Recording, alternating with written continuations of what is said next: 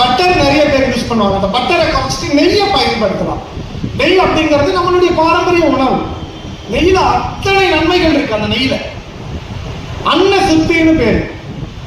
நம்ம உடம்பு குளிக்கிறோம் இல்லையா, டெய்லி நம்ம உடம்ப குளிக்கிறது நம்ம உடம்புக்கு சுத்தம் பண்றோம். நம்ம உடம்ப சுத்தம் பண்றோம்.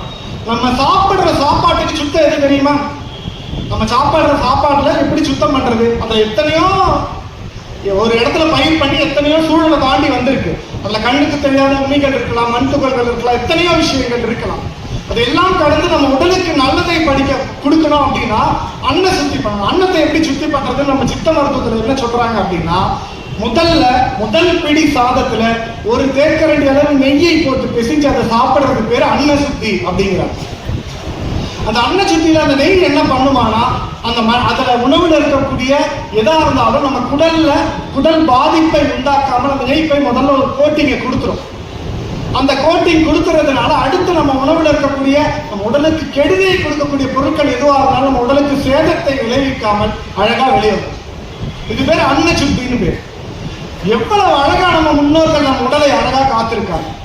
இதையெல்லாம் நாம் மறந்து விட்டு இன்னைக்கு எங்க வந்து நிற்கும்?